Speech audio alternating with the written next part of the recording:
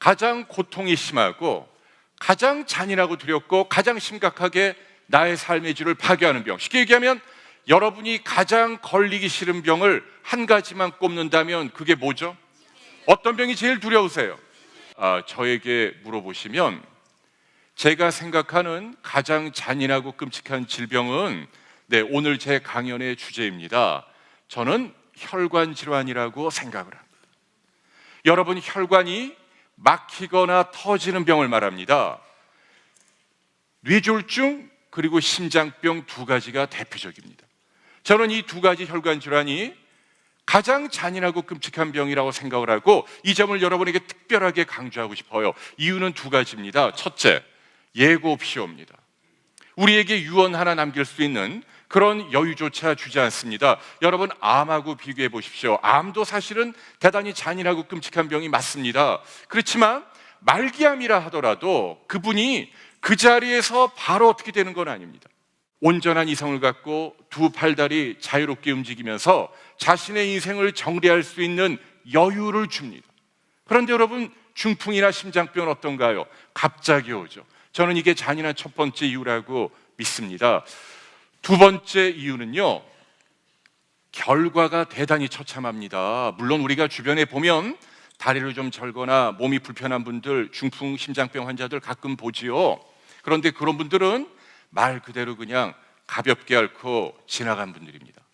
하지만 제가 말씀드리는 이 심혈관 질환자들은요, 죽고 살 정도로 심하게 온 분을 말합니다. 차원이 다릅니다.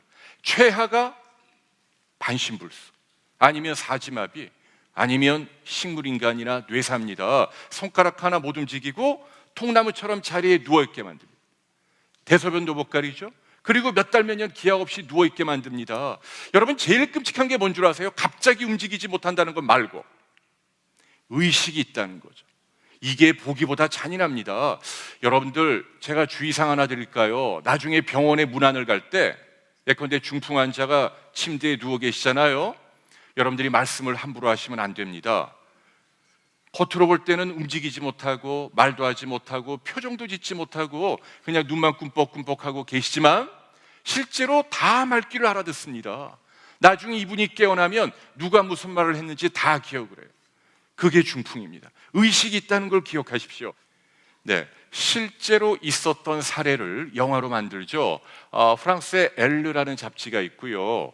여기 편집장 한 분이 어느 날 퇴근길에 자동차 안에서 이 머릿속의 뇌혈관이 갑자기 터집니다. 뇌졸중이 오죠. 자, 이분이 몸이 마비되는데 공교롭게도 코 아래부터 마비가 됩니다. 여러분 상상해 보세요. 어떻게 될까요? 오른쪽 왼쪽 팔다리를 못 움직이죠. 그리고 바늘로 찔러도 아무 느낌이 없습니다. 그게 사지마비죠. 그런데 이분은 사지마비보다 더 잔인합니다. 왜냐하면 혀를 움직이지 못하니까 말도 하지 못하고 음식물을 씹거나 삼키지도 못합니다. 그런데 비극은 이 코 위로 살아있는 거죠.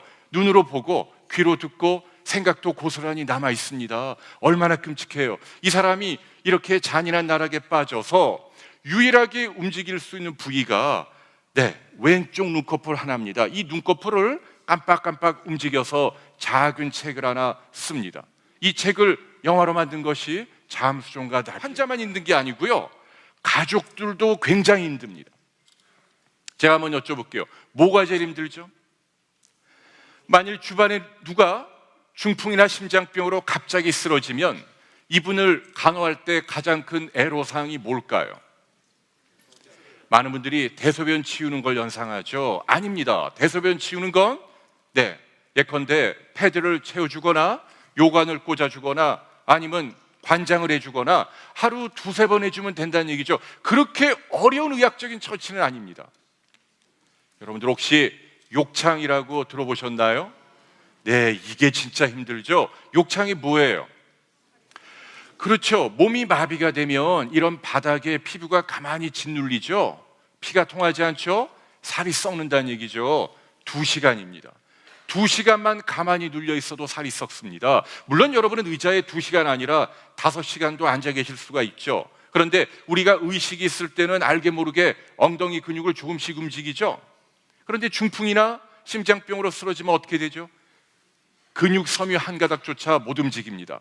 완벽하게 체중 그대로 눌리고 2시간 지나면 괴사가 일어나죠. 그렇기 때문에 욕창이 안 생기게 하려면 어떻게 해야 되죠? 네, 누군가 지키고 있어야 합니다. 밤이든 낮이든 새벽이든 적어도 2시간 간격으로 환자를 뒤집어주고 팔다리, 어깨, 엉덩이를 충분히 주물러줘야 한다는 거예요. 이걸 게을리하면 바닥에 닿는 부위에 나중에는 주먹만한 구름주머니가 뻥뻥 뚫립니다. 얼마나 비참하고 잔인한지 모릅니다. 네, 여기 이 사진처럼 커다란 구멍이 뚫려 있죠. 이게 욕창이고, 여러분 이 사진이 중풍 환자의 본질적인 모습이죠. 그런데 많은 사람들이 이 사실을 잘 모르고 있습니다. 왜 그럴까요? 여러분 잘 아시는 두 분이죠. 지난 2009년 비슷한 시기에 돌아가셨습니다. 김은규 씨 기억나시나요? 자, 이분 2004년도에 대학로에서 연극을 하다 무대에서 갑자기 쓰러집니다. 뇌혈관이 터져서 중풍입니다. 5년 동안 일산의 자택에 갇혀 있다 돌아가십니다. 제가 말씀드린 똑같은 과정입니다. 움직이지 못하고 말도 하지 못하고 표정도 짓지 못하고. 그런데 가족들이 뭐라고 물어보면 다 말귀를 알아듣고요, 이 눈을 통해서 yes, no 응답을 한다는 얘기입니다. 그러면 보호자나 가족들이 이 입이나 꽂혀있던 튜브를 뽑을 수가 있습니까? 죽어도 못 뽑죠. 왜? 지금 말이 통하는데 어떻게 그렇게 해요? 그리고 마냥 누워 계시는 거죠. 환자, 가족 얼마나 서로 힘들까요? 심장병도 기억나시죠? 옛날에 프로야구 선수 임수혁 씨, 심장병으로 야구장에서 쓰러지죠. 그분은 무려 9년 동안 그렇게 누워있다 돌아가시는 겁니다. 이제는 여러분들이 주변에서 보는 중풍이나 심장병은 환자분들이 대부분 그냥 가볍게 앓고 지나간 사람들만 여러분은 늘 목격하는 겁니다. 겉으로 볼 때 멀쩡하고 잘 걸어다니니까 여러분은 대수롭지 않게 생각을 하죠. 그게 진실이 아닙니다.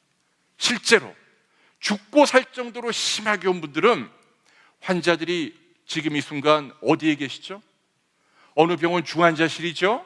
아니면 어느 집 골방에 누워 계시죠? 우리 보통 사람들 눈에 안 보입니다. 그래서 여러분들은 모르는 거예요.